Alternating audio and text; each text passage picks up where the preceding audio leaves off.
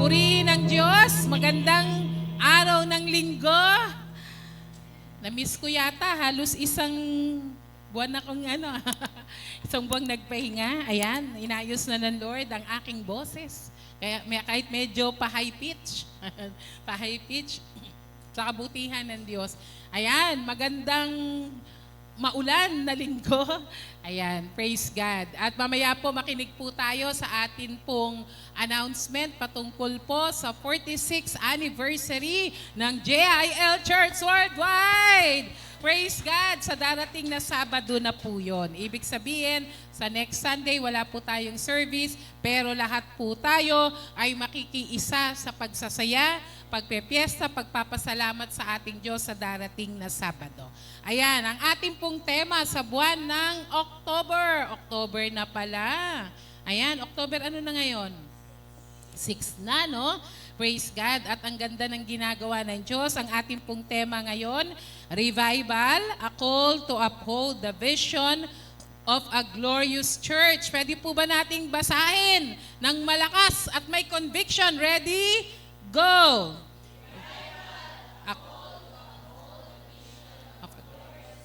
Amen.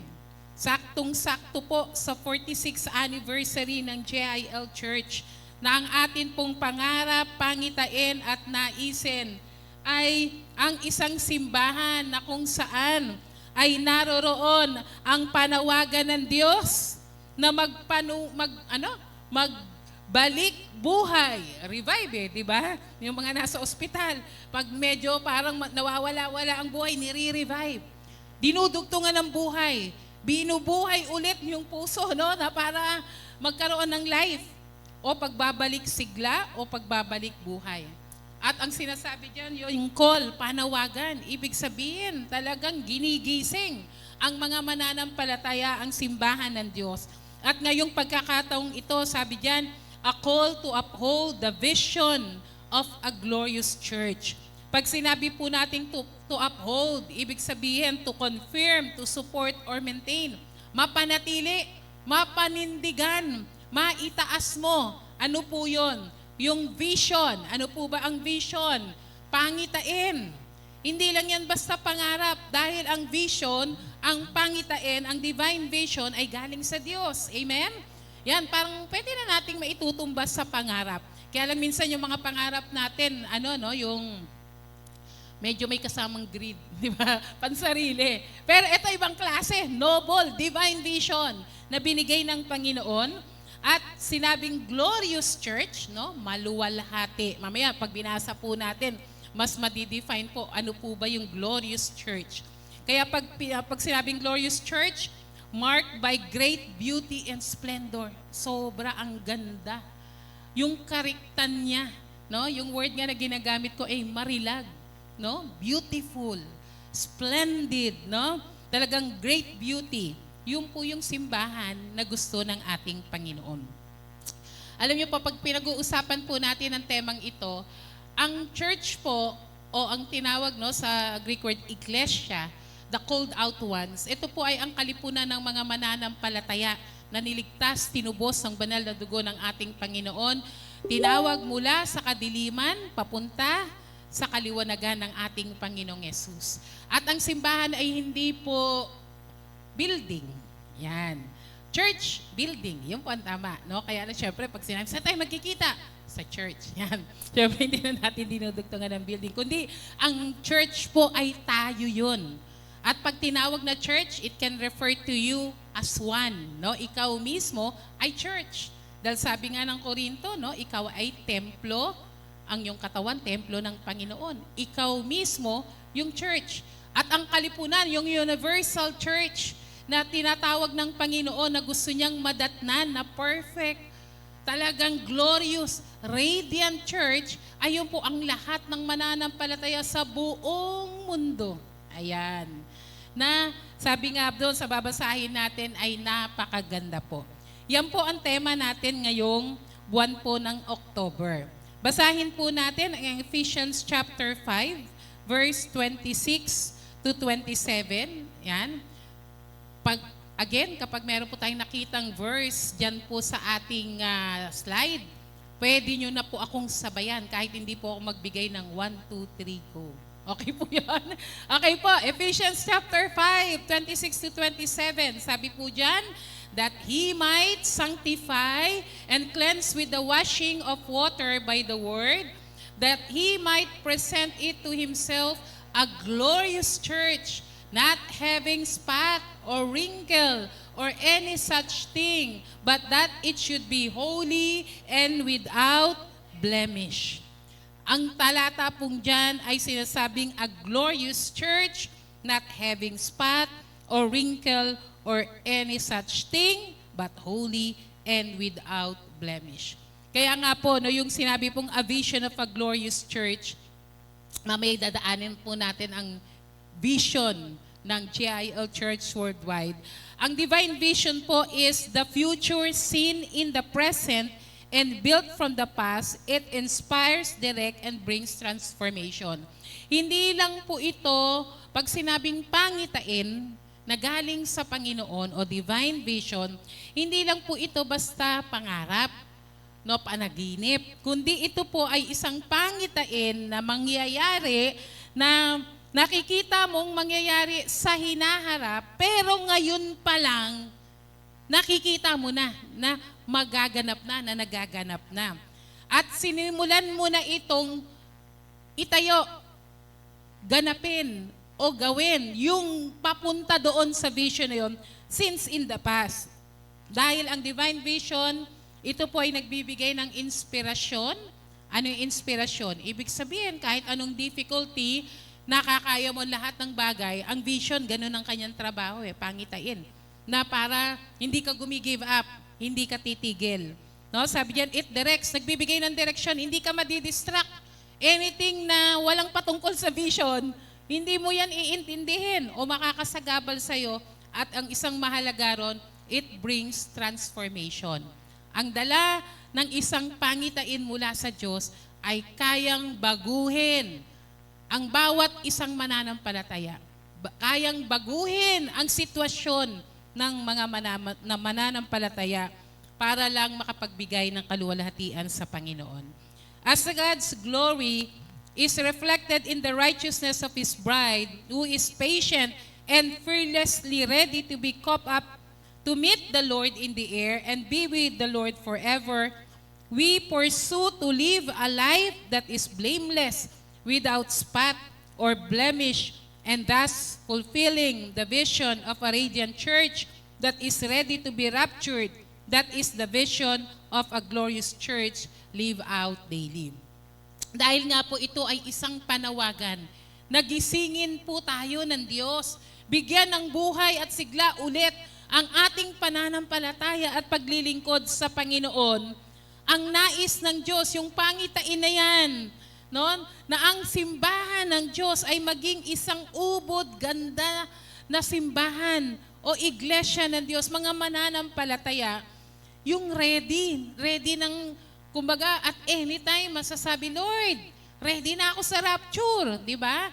Dahil ang isang bride, itinuring po ang simbahan sa isang babaeng ikakasal na kung saan handa laging antayin at salubungin ang kanyang groom. Sabi po diyan, without spot, blameless, without blemish, ay matyagang nag-aantay sa rapture, sa pagdarating ng ating Panginoon.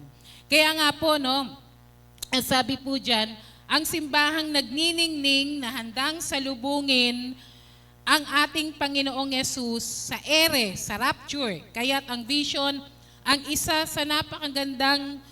vision ng isang napakagandang simbahan ay ang ikinapapamuhay natin araw-araw. Ibig sabihin, kung nauunawaan po natin na ang layunin ng Diyos na kanyang kukunin, na kanyang ira-rapture na simbahan ay ang simbahang kanyang binanal. Perpekto, ubod ng ganda, walang dungis, walang batik, walang kapintasan. No? Yun yung doon tayo dapat lahat patungo eh.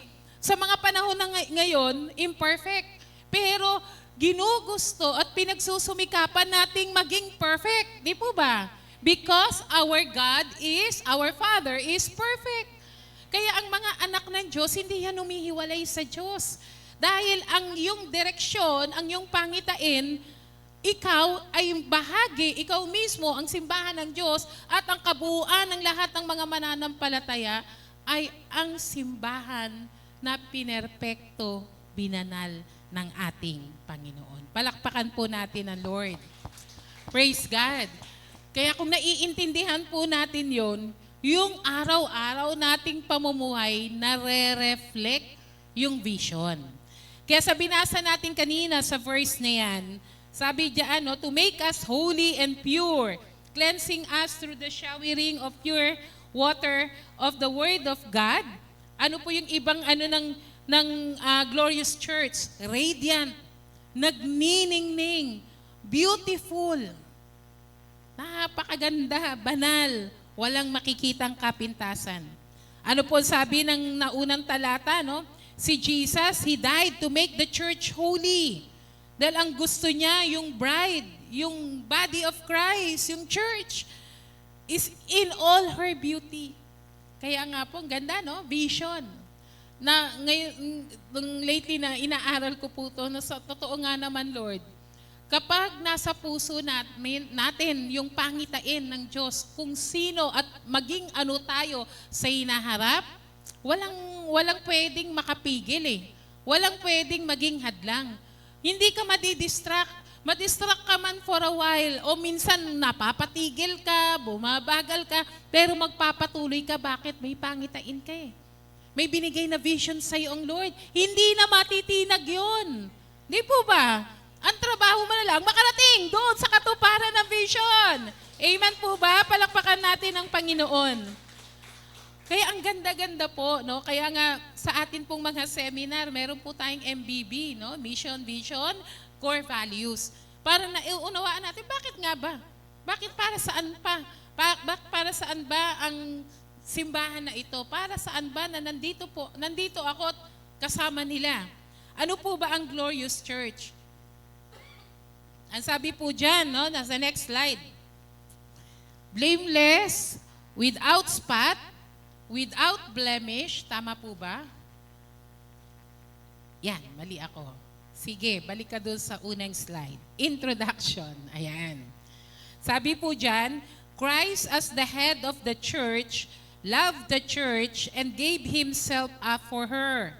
But His sacrifice was not merely a demonstration of ultimate love, it also had a purpose, to make the church glorious.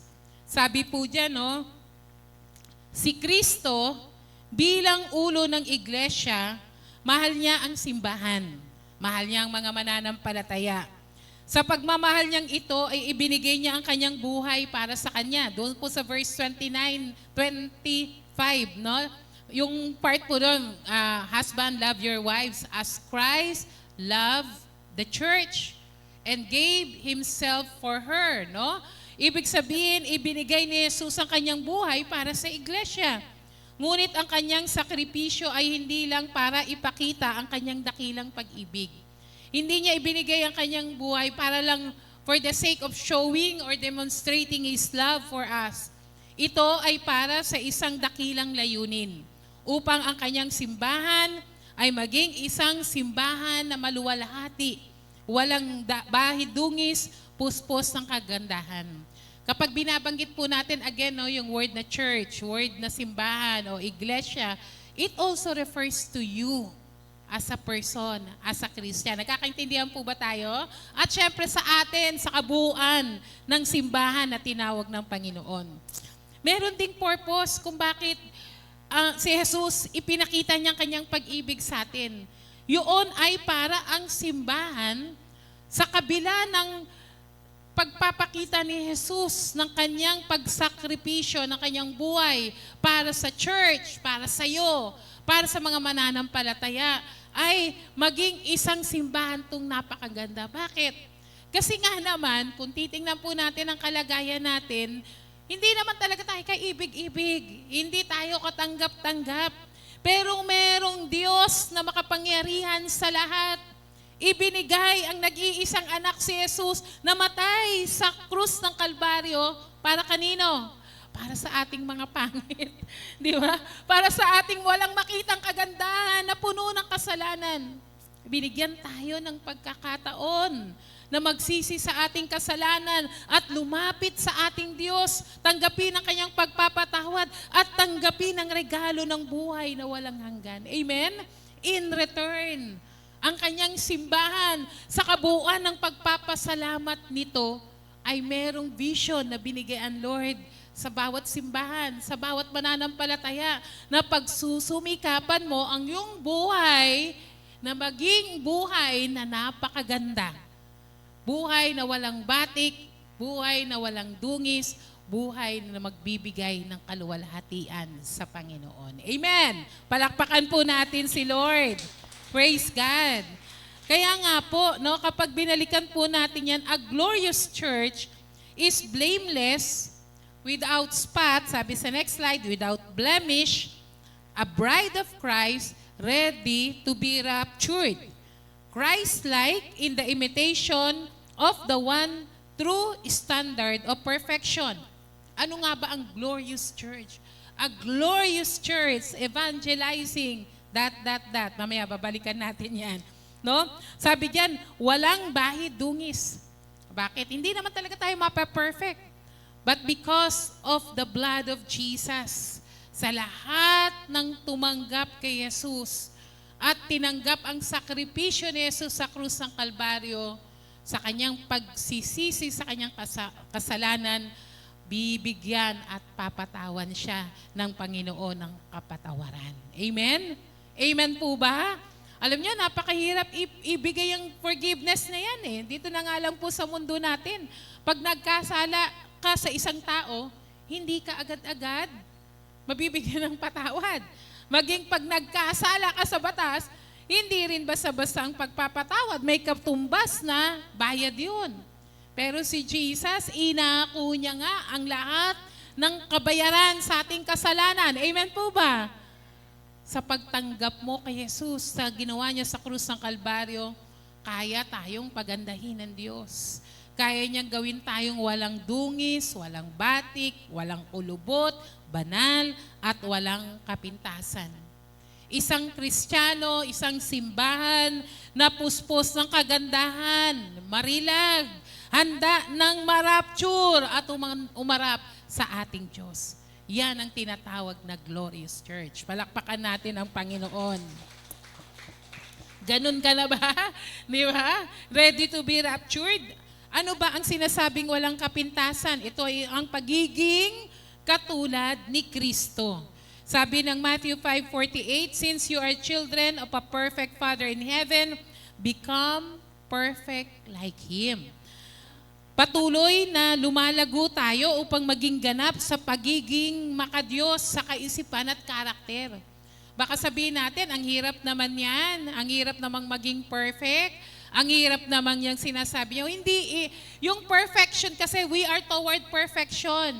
Sa langit lang magiging perfecto, pero dito sa ilalim ng biyaya ng Panginoon, nakasalalay tayo lagi sa kahabagan ng Diyos, sa biyaya ng Panginoon, na every time na tayo nangihina, nagkakasala, lumalapit tayo sa Panginoon, humihingi ng tawad, nagbabago ng kaisipan, nagbabago ng buhay, hindi na nananatili sa kasalanan. Amen po ba? That's toward perfection. That's being Christ-like. We imitate Christ, no? Yung kanyang buhay. Yun ang buhay ng isang mananampalataya. Yun ang buhay ng simbahan na gusto ng Panginoon na uhubod ng ganda. Na umabot tayo sa isang perpektong sukatan ng integridad at kahusayan na katulad ng ating Ama sa kalangitan pagkat siya mismo ay perpekto. Kaya hindi imposible. Bagamat ngayon tayo nasa katawang ito, maraming imperfection sa ating mga disposisyon, sa ating pag-iisip, all by the grace of God, nabubuhay tayo araw-araw sa biyaya ng Panginoon. Buti na lang, maaari tayong lumapit sa ating Diyos, humingi ng tawad, at magsimula ng maayos na buhay. Amen? Palakpakan po natin si Lord. Praise God. Kaya nga po, ano po ba ang vision ng GIL Church sa mga naka-attend ng ating MBB seminar, di ba? The vision of the JIL Church worldwide. Sabay-sabay po nating basahin. Ready, go. Evangelizing and discipling Filipinos and all the peoples of the world through teaching, preaching, and living out the full gospel of the Lord Jesus Christ. Dapat sa ulado na natin yan, ha? Para kapag medyo napapagod ka, i-recite mo ang vision ng JIL Church, no? A glorious church. A glorious church is our vision. Ang pangitain na ibinigay ng Diyos sa ating minamahal na Brother Eddie at Sister Dory. Na ibinigay ng Diyos sa ating simbahan. Kaya nga po, in line with the 46th anniversary ng JIL Church worldwide, Christ is the answer. Si Jesus ang sagot para ipakita kung paanong si Jesus ang kayang gumawa ng pagbabago at kayang gawing perpekto, napakaganda ng kanyang simbahan. Ang pangitain na yan ay mula sa puso ng Diyos na ibinigay kay Brother Eddie at Sister Dory at ipinasa naman sa 15 estudyante ng Arroyo High School. Yan ang ating JIL story. At ipinasa rin sa mga susunod pang mga mananampalataya. Gusto ng Diyos na wag nating bitawan ang vision na yan. Amen po ba? Amen po ba? Yun din po dapat, no? Tayo, ang bawat JIL, ang bawat Kristiyano, wag bitawan yung vision ng Lord. Dahil itinakda na ng Panginoon, yung pangitain na yan, kaya lang tong panahon na to, yun yung ginagawa mo towards, no? Nang papunta doon sa fulfillment o para makita mo, no? Yung kaganapan ng pangitain na binigay sa ng Diyos. Na sabi po dyan, wag nating bitawan ng vision o pangitain na yan, bagkus ipagpatuloy natin, mabigyan ng katuparan para mabigyan ng kaluwalhatian ng ating Diyos. Kaya dapat po ang bawat JIL, bawat mananampalataya, diretso lang doon sa pangitain ng isang napakagandang simbahan na binigay ng Diyos. Sabi ng Proverbs 29, verse 18.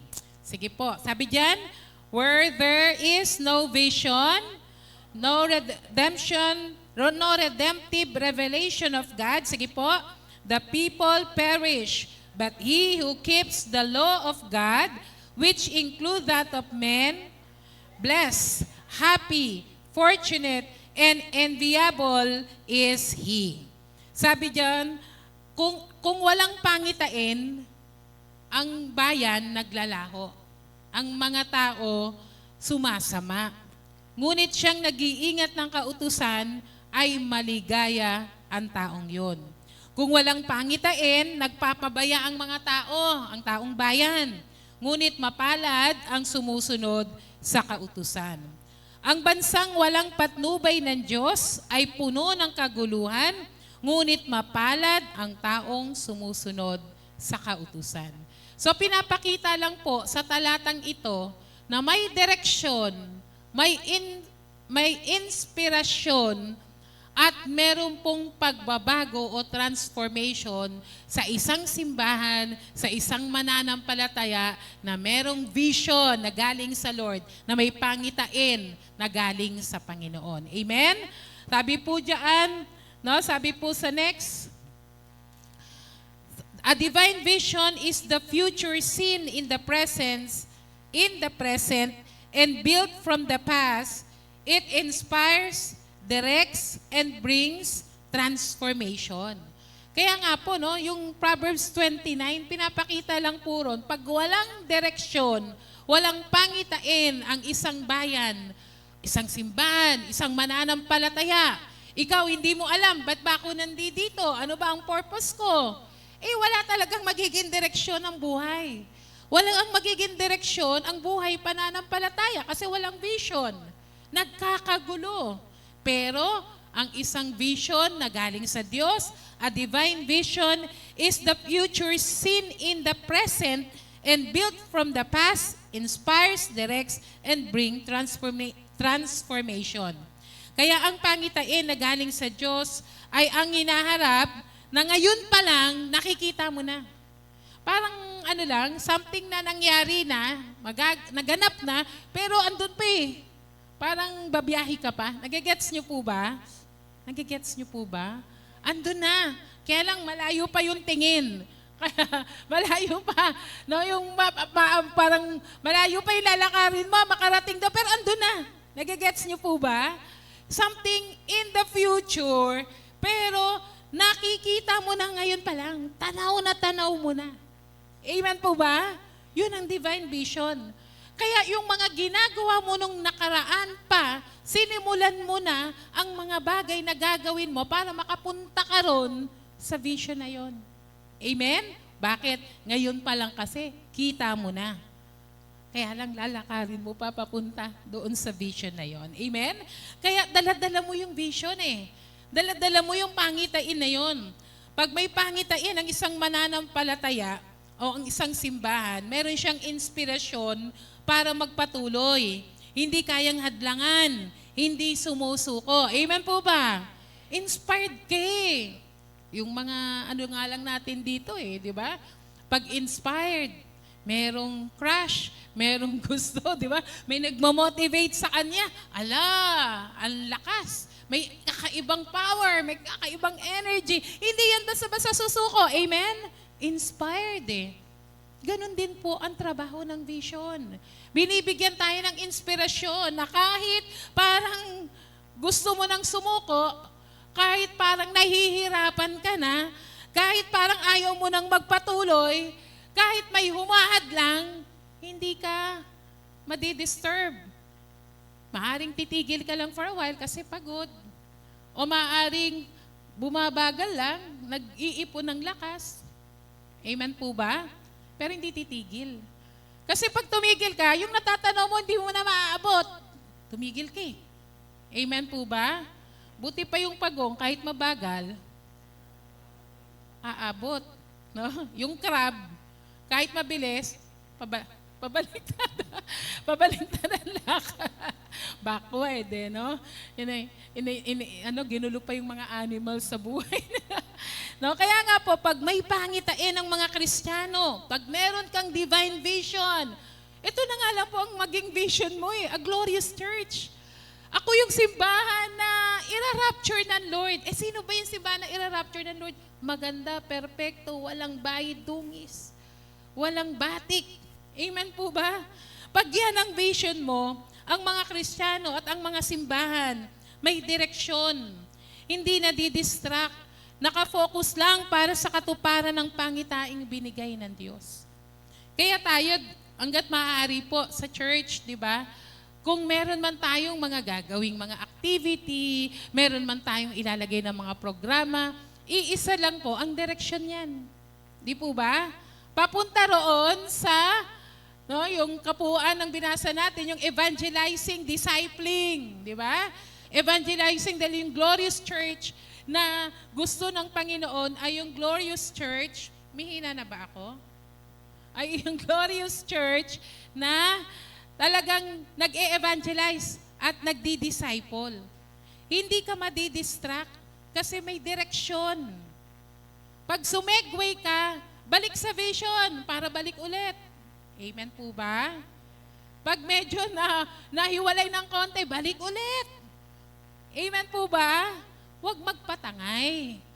Kung mali, kasi nga gusto ng Lord, without blemish, without spot, blemish, without blemish, walang kapintasan. Lord, kasali ako doon.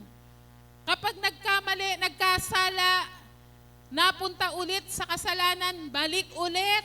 Amen po ba? Huwag nang manatili doon. Huwag nang maglublob. Baka hindi masama sa rapture yung glorious church na gusto ng Panginoon kunin niya sa rapture. Nakafocus lang po. Parang wala nang buhay itong aking mic. At pag may pangitain, may pagbabago. Amen po ba?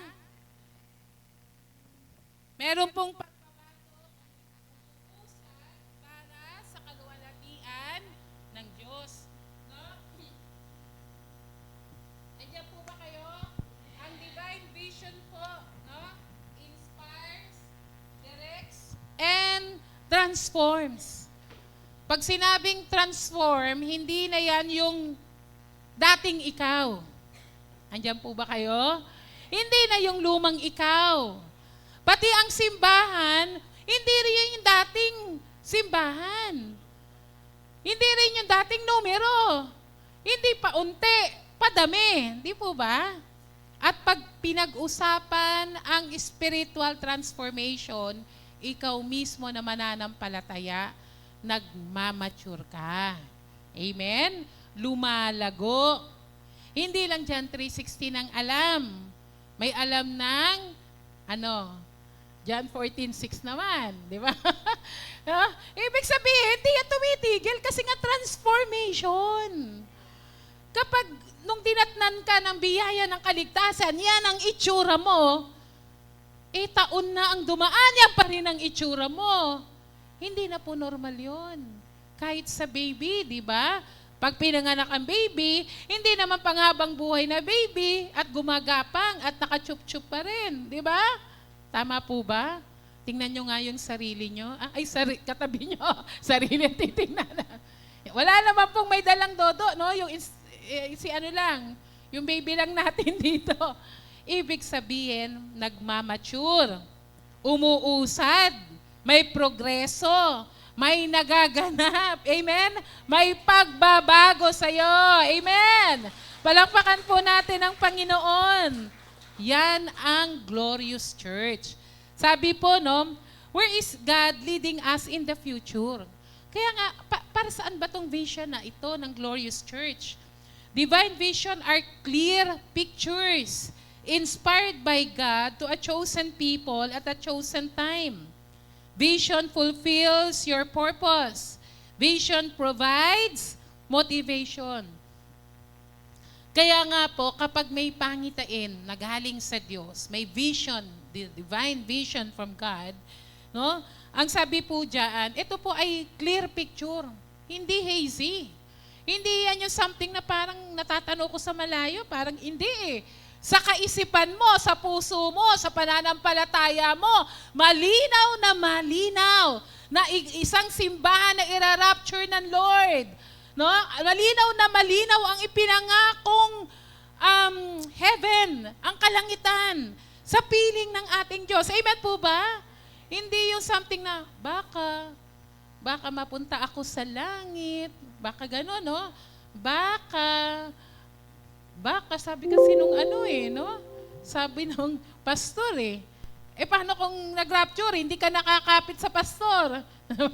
Hindi ka nakakapit doon sa isang kapatid na mahilig magdasal. Di ba?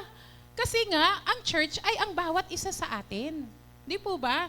Ikaw mismo, binigyan ka ng Diyos ng pangitain, malinaw na malinaw, na sa tamang panahon sa mga taong pinili ng Diyos. Ang sabi diyan, saan ba tayo dinadala ng Diyos sa hinaharap? Ang pangitain na galing sa Diyos ay mga larawang malilinaw mula sa Diyos na binigay sa kanyang mga pinili at sa panahong ginusto niya. Sinasagot ng pangitain ang iyong tanong na ano ba ang layunin ko sa buhay kong ito? Ano ba ang direksyon ng buhay ko? Baka may ganun pa rin po tayong punto na bakit, lalo na kapag nabibisi tayo on something else, parang doon umiikot ang mundo mo, minsan uminto ka sandali, tanong mo, para saan ba itong ginagawa ko? Para saan ba't nandito ako? Simpleng mga bagay. Bakit ba ako nag-aaral? Bakit ba ako nagtatrabaho? Bakit ba ako nagpapakabuti sa pamilya ko? Bakit ba ako naglilingkod sa simbahan? Lahat yan dapat ang sagot para mabigyan ng kaluwalhatian ng Diyos, para maging isang ganap na simbahan, para ikaw yung simbahan, ikaw yung taong binago ng Panginoon. Amen po ba? Para yung ginagawa mo ngayon, may kabuluhan. Praise God. Kaya nga po nagbibigay ang pangitain ng sigla, energy, para magpatuloy ka kasi alam mo na kung ano ba ang ginagawa sa iyo ng Diyos. Para saan ba ito? Pag may pangitain ka, hindi ka kayang pigilan. Hindi ka susuko. Kasi nais mong makarating o makita ang katuparan ng vision na binigay sa iyo ng Diyos. Para lang po yan sa simpleng pangarap natin. Pero ito, mataas na level na pangarap dahil galing sa Diyos. At ginagawa mo ito para matupad ang gusto ng Diyos. Pag may pangarap ka, di ba, at all costs, mag-aaral kang maigi, hindi problema yung walang baon. Tama ba, Joy? Tama? Bigla naman si Joy. Hindi problema yung malayo, matraffic, mahirap sumakay, ang daming assignment ni teacher, ni professor. Bakit? May pangarap ka eh. Tama ba? Oh. Ganun po yun. Pero ibang klase ito, hindi pang sarili. Pang walang hanggan itong pangitain, pangarap na gusto ng Diyos para sa atin. Amen! Palakpakan nga po natin si Lord. Yun ay ang makasama ang Diyos pang walang hanggan. Paano mangyayari yun? Kailangan yung glorious church ready, i-rapture ng Lord. Amen po ba? Kaya vision fulfills your purpose. It provides motivation. Ano po ang sabi dyan? The glorious church will shine radiantly for all to see the glorious result of Christ's love. Ang isang napakagandang simbahan, next slide na po, ay isang simbahan na nagniningning. Ayan. Sa ibang translation, yung glorious church, radiant church. Ano po ba yung radiant church? Yung liwanag na nakakasilaw.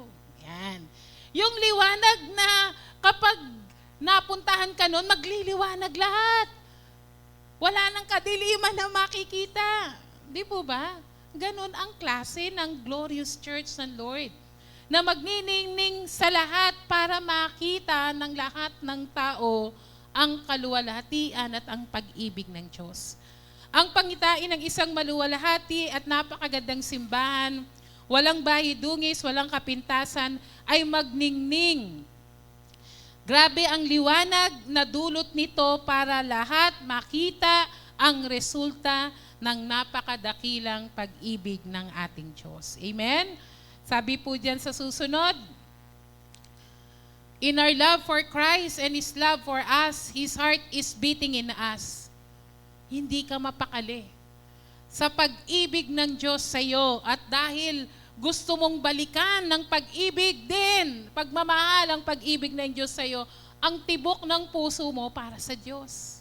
Amen po ba? At para matupad yung pangitain na binigay ng Panginoon, the divine vision, a glorious church.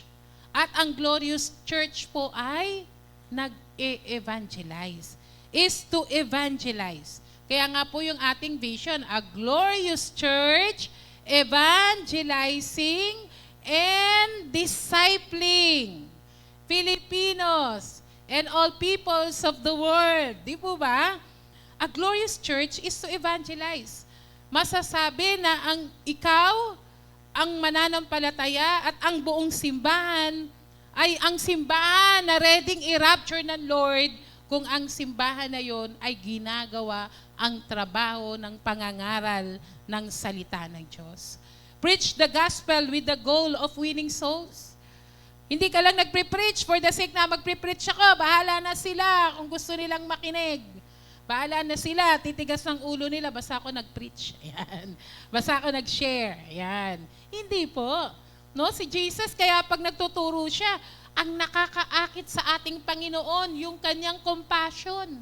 Yung puso niya nandoon sa kalagayan, nararamdaman niya yung paghihirap ng mga tao, nararamdaman niya yung lagay ng mga tao. Kaya siya nagpre-preach ng gospel, ng kingdom ng Lord.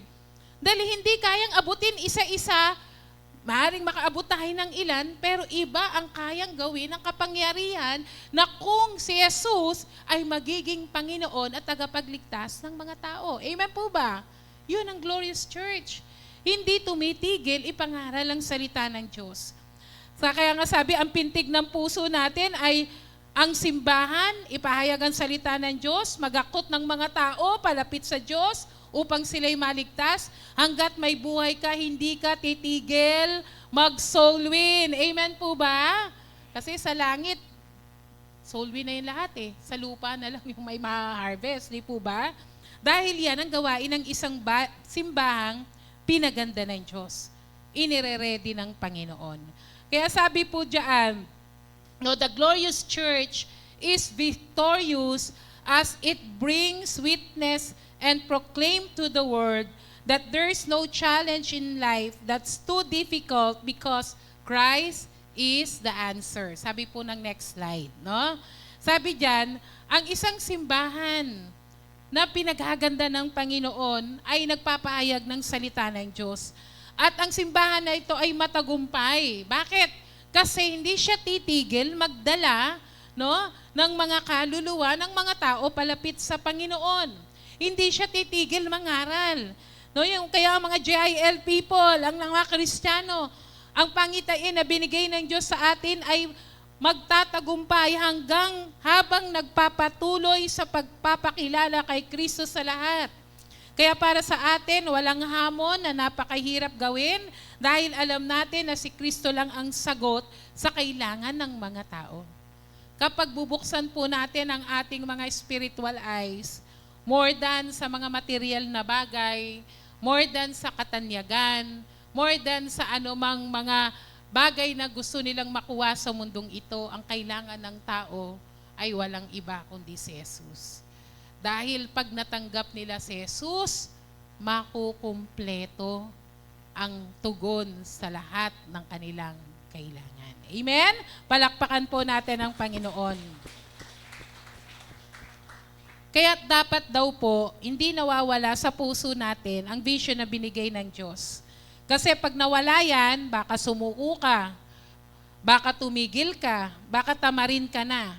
Pero kung alam na alam mo ang vision, ang pangitain ng Diyos sa iyo, na isang simbahang napakaganda ang ira-rapture ni Lord, hindi ka magsasawa mag-share ng Word of God. Amen po ba? Amen po ba? Ang tingin mo sa mga tao na kasabay mo, kailangan nito si Jesus. Si Jesus ang tutugon nito, malay mo naman, anong pangangailangan niya. Pero tiyak, may kailangan siya. At siguradong si Jesus lang ang makakatugunon. Amen po ba? Hindi ka titigil o magsasawang mag-house to house. Kahit hindi mo kakilala, kumakatok tayo, hello po, magandang hapon po, kami po from GIL, gusto po namin kayong maipanalangin. Meron po ba kayong prayer request? Wala pong tumatanggi sa prayer request, di po ba? Yung po yung pagkakataon natin, kahit di natin sila kilala, may pagkakataon tayong magbahay-bahay at ipakilala si Jesus. Mag-akay, mag-imbita every Sunday. Sis, sama ka naman sa church. Pag may life group sa malapit sa bahay nila, sis, may life group malapit dito sa atin. Sis, attend tayo ng midweek.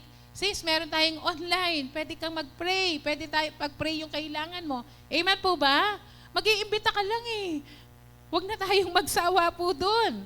Magpatuloy maglingkod kay Lord kahit may personal kang problema. Amen po ba? Ayan. Kasi kapag may mga personal na problema, stop. Danamnamin ko muna yung sakit. Ang sakit-sakit.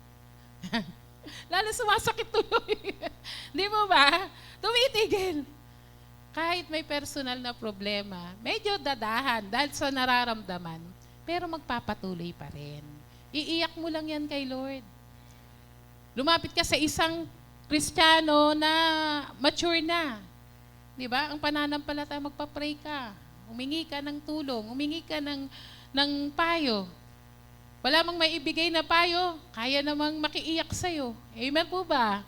Amen po ba? Minsan may ganun eh. Hindi naman, lalo na yung mga halimbawa nawala ng mahal sa buhay. Pag pupunta po tayo, no, sa mga nawawala ng mahal sa buhay, kahit naman nung sinasabi nating nakikirami kami, parang hindi na nila naririnig yun eh. Parang ang mas importante sa kanila yung yakapin na lang sila, makiiyak na rin kayo. Kahit pa ulit-ulit yung kwento, sige lang rin. Di ba? Nakailang kwento na siya siguro, kailan yung namatay, ganito, ganyan ginawa namin. Kasi masakit sa kanila.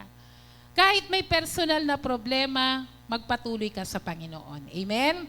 Kahit may problema sa pamilya, sa trabaho, sa pera, kalusugan, kahit may problema sa church, sa mga kapatiran, magpatuloy ka pa rin.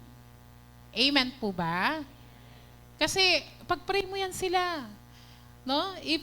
Kung may mga usapin sa loob ng simbahan, No, pwedeng mag-usap. Kung hindi mo kayang kausapin, umanap ka ulit ng kapatiran na mature para tulungan kayo. Amen po ba? Hindi titigil. Kasi pagdating ng rapture, at di ka na rapture, hindi mo na pwedeng sabihin kay Lord, kasi si sister, si brother, alam mo ba Lord, yung ginawa niyan sa akin? Palagay naman di alam ni Lord. Di ba? Pakatanongin ni Lord, ano namang ginawa mo? Ayan. Kaya pag may vision, hindi ka give up. Tama po ba? Hindi ka titigil. Kasi, nais mong maging parte ng simbahan na ira-rapture ni Lord. Ang simbahan na walang bahid dungis. Kaya kahit may mga challenges, tuloy lang. Amen po ba? Sa bawat problema, bawat pagsubok, bawat hamon sa buhay, bawat issue, may pagtuturo ang Panginoon. Amen po ba? Yun ang wag nating mamiss. Ako for how many years? Siguro yung paglilingkod ko sa Lord, medyo matagal ako eh. Parang taon. Taon bago naglingkod, nagpatuloy sa Panginoon. Siguro ang isang bagay kaya umaba ng ganun kasi ayaw kong tanggapin yung pagtuturo. Ang sinasabi ko sa sarili ko, ako yung tama eh. Pero sa bawat issue, may dalawang side yan lagi. Ang sigurado niyan, kahit maling-mali yung isa, may mali ka din. Tama po ba? Meron yan. May itinuturo. Yan ang wag nating mamiss. Yung tinuturo ng Panginoon. Yung pagdidisiplina. Amen po ba? Yung pagdidisiplina, may kasamang pagpalo. May kasamang restriction. May kasamang pagtutuwid. Sabi nga, walang pagtutuwid na masarap. Sino bang nasasarap ang mapalo? Ngayon, wala nang napapalong mga bata, no? Bawal? Bawsi daw eh, no? May pulis ba rito? Wala naman na. May DSWD. Wala na, di ba? Pero nung araw, tinitiwarik pa doon sa puno. Kahit anuman yon, klase ng pagdidisiplina noon at ngayon, o pagdidisiplina ng ating Diyos sa atin, tiyak yan, hindi masarap. Pero, pag nalagpasan mo yan, nagpakumbaba ka, nagpaturo ka, nagsubmit ka, nagpasailalim ka, sa nais ng Panginoon, ibang tao ka na. Ibang klaseng mananampalataya ka na. Katulad mo ng isang agila. Amen po ba? Nagpanibagong lakas, nililipad na ako ulit, Lord. Hindi naman mayabang, kundi, no? Nandun ang ipagmamayabang mo si Lord. Di ba? Kaya ako nakakapagpatuloy dahil sa Panginoon. Kaya hindi ako titigil maglingkod. Amen po ba? Hindi ako titigil mag-share. Amen po ba? Dahil kailangan ng tao ang ating Panginoong Yesus. Palakpakan po natin muli ang Lord.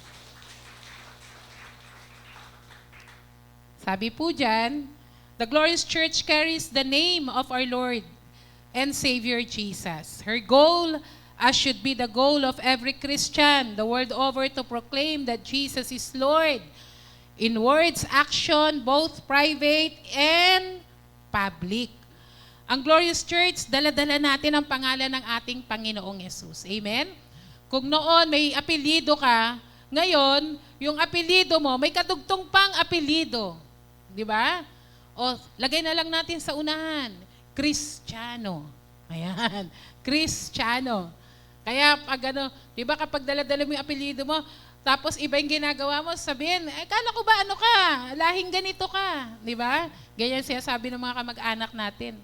Pag tayo Kristiyano, dala-dala natin ang pangalan ni Jesus. Ang layunin ng Diyos ay ang layunin na rin natin.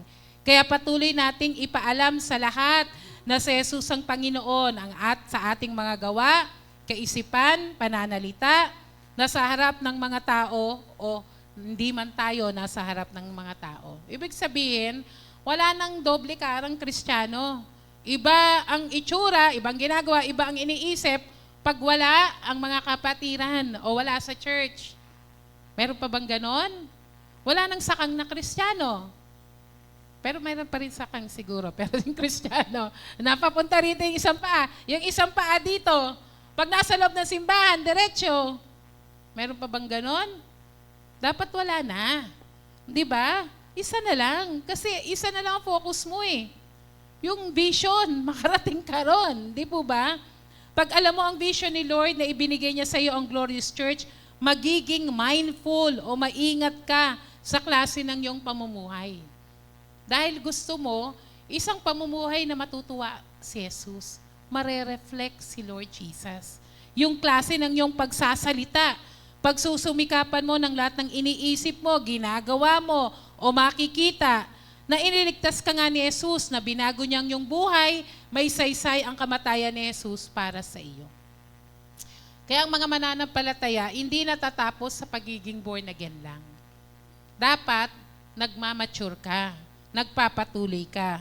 Para sa pagkakataon na malinang yung iniisip at ginagawa, magpapatuwid ka sa Panginoon, hindi ka naman nanatili sa mali, pagsisisihan mo na ang kasalanan, iiwanan mo na ang maling gawa, magpapatuloy ka naman na maging isang Kristiyanong kasama ng simbahan na ira-rapture ng Lord, walang bahid dungis, binanal ng Panginoon. Amen? Palakpakan natin si Lord. Okay, konti na lang po ito. Ayan. Ang tagal ko hindi nagturo, kaya mga 3 oras tayo dito. Ayan. In our love for Christ and His love for us, His heart is beating for us. So a glorious church evangelizing and discipling.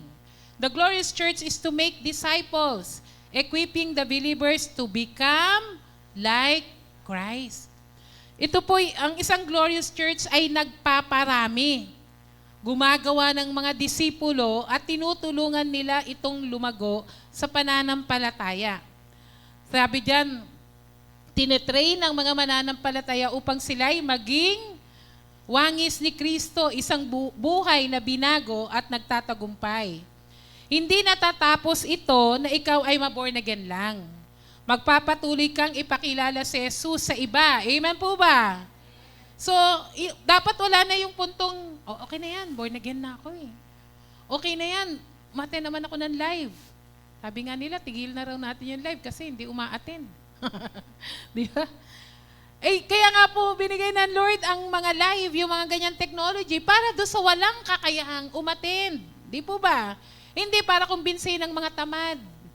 Amen po ba? Kayo, hindi ko ipagagalitan. Dito kayo, siguro yung mga nasa live. Di ba? No, para, iba pa rin eh. Huwag kaligtaan ng mga pagtitipon, ng mga mananampalataya. Eh, syempre exception yung panahon ng COVID. Pero ngayon, pwede na eh. Di po ba? Sabi diyan eh, magpapatuloy kang ipakilala si Jesus sa iba, na si Jesus ang sagot sa lahat ng kanilang pangangailangan. Hindi rin natatapos na mag-soul win ka. Okay, na born again ka. Nag-soul win ka, nag-imbita ka, nag-preach ka ng gospel. Okay na yan, Lord. No? Preach, go and preach the gospel. Kahit nga yung Matthew 11, di ba? Hindi natitigil eh. Na doon lang eh, di po ba? Nasabi kailangan, tutulungan mo ang mga mananampalataya nung lumago sa pagkakilala sa Panginoon. Pa-follow up mo sila, isasama mo lagi sa panalangin, tawagan mo, mga first-timer natin o mga kapatid nating hindi pa nagmamature sa Lord, i-text mo o i-message mo, may prayer request ka ba? Isama mo siya lagi sa prayer. Kahit hindi siya sumasagot sa'yo, sama mo sa prayer. Amen po ba? At paglalaan no? Paaalalahanang dumalo pag Sunday, umattend ng seminar, mag-life group, mag-quiet time. Amen po ba? And so on and so forth. Dahil maliban na sila ay lumagot, magpatuloy sa Panginoon, hindi mababago ang kanilang buhay. Tama ba yon? Kasi hindi naman, kung may na-born again at tumigil siya sa pagiging born again lang at bukas hindi na siya magpapatuloy sa Panginoon, hindi mababago ang kanyang buhay dahil kailangan niya yung salita ng Diyos eh. Amen? Ang salita ng Diyos, meron niyang pagtitrim, may paglilinis, may pagtutuwid. Doon mo lang mababago ang iyong kaisipan. Mababago ang takbo ng buhay mo dahil sa salita ng Diyos. Kaya, ang mga JIL, hindi lang nag-evangelize, nagdi-disciple. Amen po ba? Kaya yung mga kapatid natin na hindi na natin nakikita dito, dapat matyaga nating pina-follow up. Matthew 28, now, wherever you go, make disciples of all nations, baptizing them in the name of the Father, the Son, and the Holy Spirit, and teach them to faithfully follow all that I have commanded you, and never forget that I am with you every day, even to the completion of this age. Hindi po natigil lang dun sa go. Meron pong make disciples. Teach them. Di po ba? And not forget. Di ba? Lahat yun, patungkol yun ng what happens after you soul win. Mag-alaga, magdisipulo, mag-follow up, pagtiyagaan ang mga hindi pa nagmamature na mga Kristiyano. Amen? Dahil tandaan natin, kaya tayo lumago, may nagtiyaga sa atin. Kahit hindi tayo katyaga-tyaga. Naisip ko rin yan minsan, siguro, tigat sang ulo ko siguro ng araw. Siguro sakit din ako sa ulo ng pastor ko. Ganun rin iniisip ko no? Salamat sa kanila dahil napagtiyagaan nila tayo. Amen? And lastly, ano po yung next na slide? Ito, nawala. As God's glory is reflected in the righteousness of His bride, who is patient and fearlessly ready to be caught up to meet the Lord in the air and be with the Lord forever, tayo po yun. Yung simbahan na matyaga at hindi natatakot pa-rapture kay Lord anytime. Hanggat nandito po tayo, we pursue to live a life that is blameless, without spot. Nasaan na po tayo? Yan, yung naunang slide dyan. And thus fulfilling the vision of a radiant church that is ready to be raptured. That is the vision of the glorious church. Live out daily. Live out daily. Kaya nga, mga kapatid, we press forward to the goal. Armed with the God's Word, eager with His mission, guided by His vision, and in full possession of the values pertinent to every Christian, our enemies cannot even hope to win, the glorious church cannot lose. Kaya't huwag tayong tamaring magpatuloy. Ikaw ay bahagi ng simbahang pinaganda, pinarilag, at pinagningning ng Panginoon. Magpatuloy ka, kapatid. Palakpakan po natin ang Lord. Tumayo po tayong lahat. Tayo po ay awitan natin si Lord. Isang awit na nagsasabing, Lord, andito lang po ako, handa akong sumunod sa iyo. Handa akong magpatuwid, handa akong magpaturo, handa akong magpatianod sa gusto mo. Yan din po ba ang panalangin nyo? Hallelujah. Lord, we want to be part of this glorious church. A glorious church who is radiant, without blemish, without spot. You had made it holy, Lord God, ready to be raptured by you, by Lord Jesus. Hallelujah. Awitan po natin ang Panginoon. Pag-alon sa dagat, ika'y dumating. Parang alon sa dagat, kami iyong dalhin.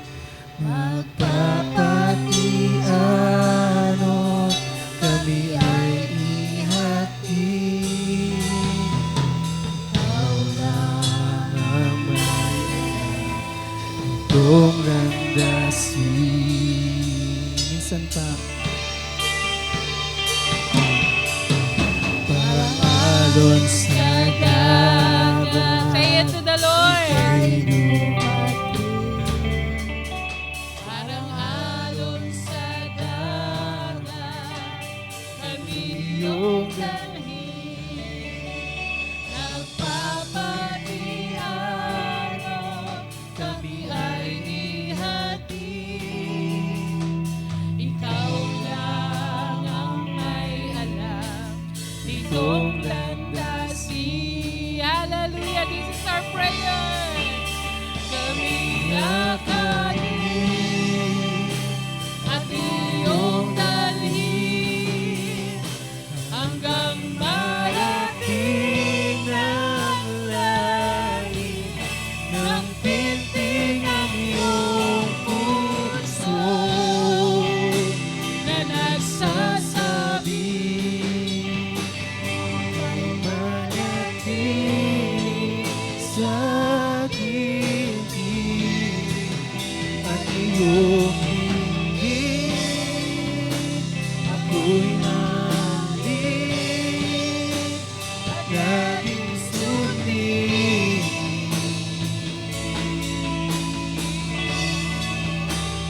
Magsasambahin, kami akayin, at iyong dalhin hanggang marating ng langit ng piling ng iyong puso na nasasabihin ika'y manatili sa aking piling at iyong dinggin ako'y mandinig at laging sundin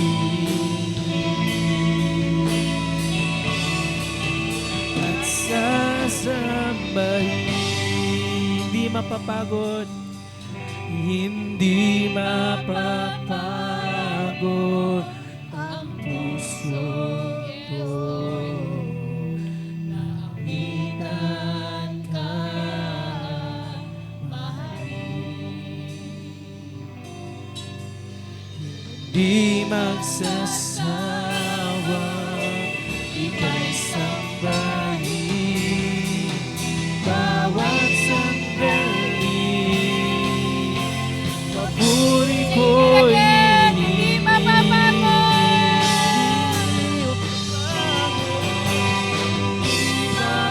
mapapagod ang puso ko. Naawitan ka, mahalin.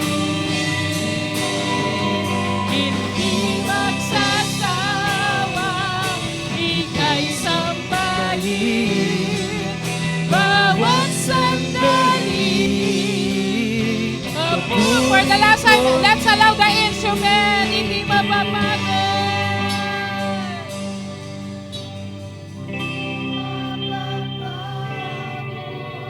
Ang pusong ito, nawitan ka, mahalin. Di magsasawa, ika'y sambahin bawat sandali.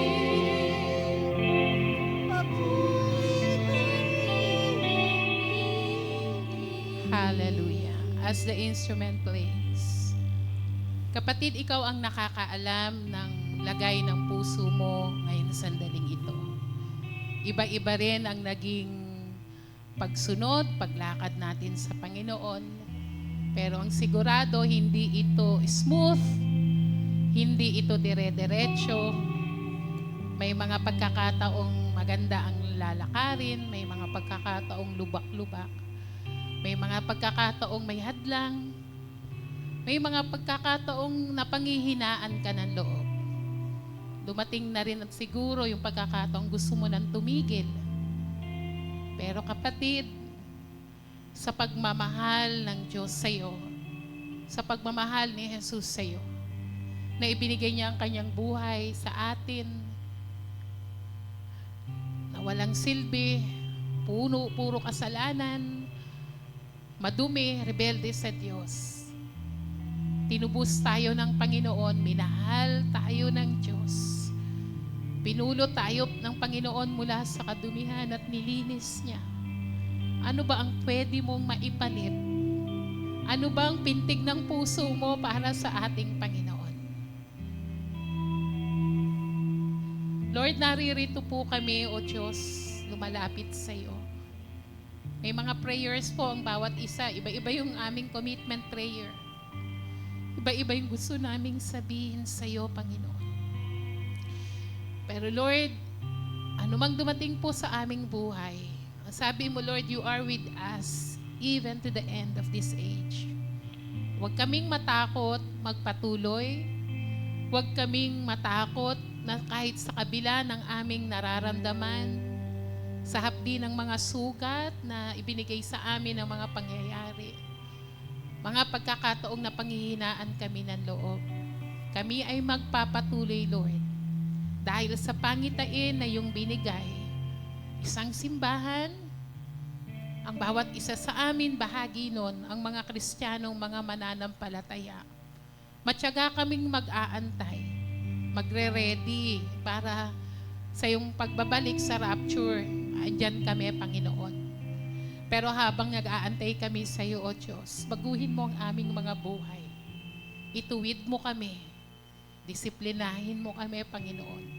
Gawin mo kaming pagpapala. Gawin mo kaming extension, Panginoon, para makapagsalita, Panginoon, ng mabuting balita ng kaligtasan. Palakasin mo kami, Panginoon, para pwede kaming makapagpalakas ng iba, so that we can able to disciple and strengthen our brothers and sisters, O God. Sa iyong biyaya lamang kami, Panginoon, nananalig, nananangan, umuhugot ng lakas dahil sa iyong kabutihang loob. Dalangin ko po, Panginoon, saan man kami, ano man ang nais mong daraanan namin, isa lang ang sigurado, never mo kaming iniwan. Kahit kailan, hindi ka umalis sa aming tabi. Maraming salamat po at nakilala ka namin, aming Panginoong Yesus. Maraming salamat sa pangako ng buhay na walang hanggan. Maraming salamat sa pangako ng kalangitan. Kami magpapatuloy magpahayag ng iyong salita, magiging matyaga sa mga bagong mananampalataya, magdadala ng mga kaluluwa sa iyong harapan. Pagpalain mo ang iyong mga anak. At ang dalangin ko po, anuman ang mga pangangailangan na meron po ang bawat isa, katagpuin mo po, Panginoon. Inuna ka nila, Panginoon, ninais nilang makatagpo ka sa lugar na ito ang iyong presensya. Ikaw ang pumatagpo naman, Panginoon Lord, sa kanilang mga pangangailangan. Whatever, Lord, that need, let it be filled. Let it be fulfilled. Kung may sakit at karamdaman, nagpapagaling ka, Panginoon. Sa mga pangangailangan, nagpupuno ka, Panginoon. Maraming salamat pagkat ngayong araw na to, dala-dala namin ang kasagutan sa aming panalangin at ang kapunuan sa lahat ng aming pangangailangan. Marami pong salamat, mahal ka namin, Panginoon. Sa iyo po ang papuri, kaluwalhatian at karangalan sa pangalan ni Jesus. Amen and amen.